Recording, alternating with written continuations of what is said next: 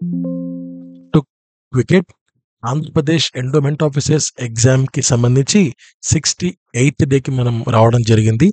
So, ఇప్పటిదాకా మనము 1880 బిట్స్‌ని మనం పూర్తి చేసుకున్నాం.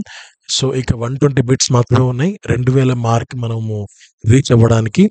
సో, ఈ వీడియోలో ఫస్ట్ బిట్ ఇప్పుడు చూద్దాం. ఎవరు శపించడం వలన కుంభకర్ణుడు 6 నెలలు నిద్రపోతే ఒక్కరోజు మాత్రమే మేలుకుంటాడు? ఆన్సర్ బ్రహ్మ. రావణుడికి ఉత్తర క్రియలు నిర్వహించమని విభీషణుడిని ఆదేశించింది ఎవరు? ఆన్సర్ రాముడు. ఏ మాయావి చే రాముని లాంటి ధనుర్బాణాలను రూపొందించాడు? రాముని లాంటి అంటే రాముని యొక్క ధనుర్బాణం లాంటి అని మీనింగ్ వస్తుంది. సో, దీనికి ఆన్సర్ ఇంద్రజిత్తు. ఆహ్, త్రిపురాసురులను సంహరించింది ఎవరు? సిద్ధి బుద్ధి. ఈ వినాయకుడి యొక్క ఆహ్, భార్యలు అని చెప్తారు. మనకు ఉన్న వేదాల ప్రకారంగా సిద్ధి బుద్ధి. వైఖానస అర్చన విధానంలో లేనిది ఏంటి అంటే మానసిక అర్చన. అంటే మనకు ఫిజికల్‌గా చేయాల్సొస్తదనమాట వైఖానస ప్రకారంగా.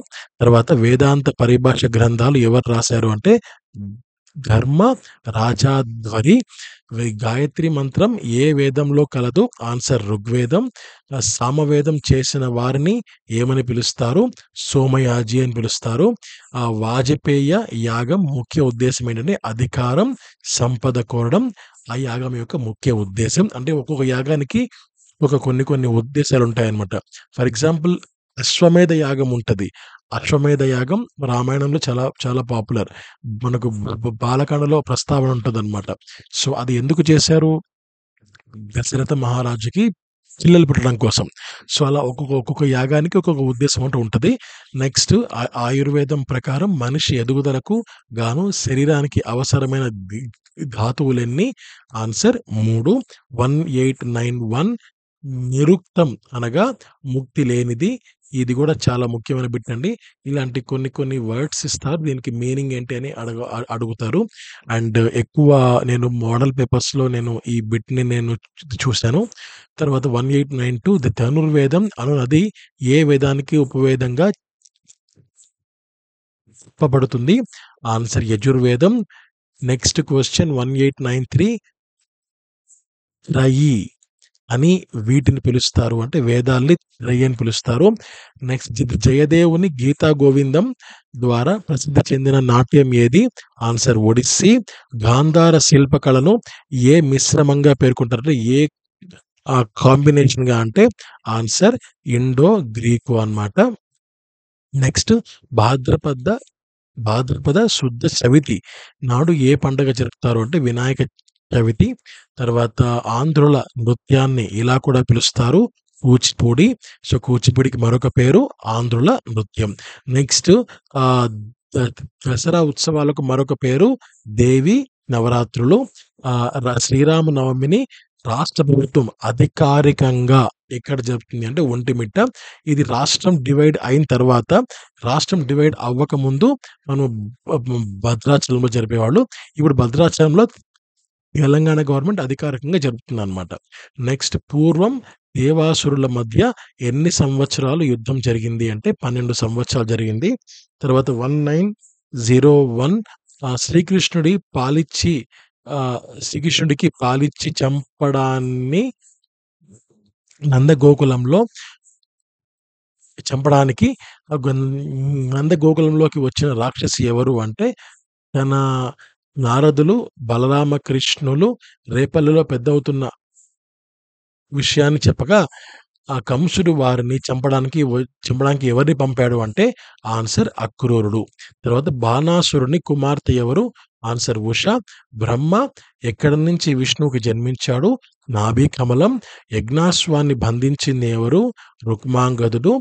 తర్వాత ఎన్ని ఆటంకాలు వచ్చినా కామ క్రోధాదులను లోనైన క్షత్రియుడి నుంచి మొదలుకొని బ్రహ్మర్షిత్వం వరకు ప్రస్థానం జరిగింది. అండ్ ఈ విశ్వామిత్రుని యొక్క తపోయానం అంటూ విశ్వామిత్రుని జీవితాన్ని రామ లక్ష్మణులకు వివరించింది ఎవరు అంటే శతానంద మహర్షి.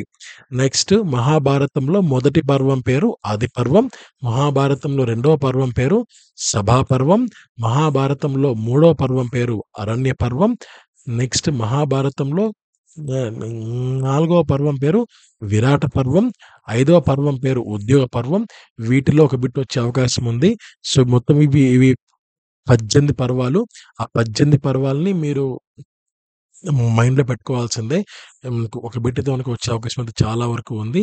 తర్వాత 6వ పర్వం పేరు భీష్మ పర్వం, 7వ పర్వం ద్రోణ పర్వం, 8వ పర్వం ఆహ్, కర్ణ పర్వం, 9వ పర్వం శల్య పర్వం, 10వ పర్వం సౌప్తిక పర్వం, 11వ పర్వం స్త్రీ పర్వం, ప 12వ పర్వం పేరు శాంతి పర్వం, 13వ పర్వం అనుశాసనిక పర్వం, 14వ పర్వం అశ్వమేధ పర్వం, 15వ పర్వం ఆశ్రమవాస పర్వం.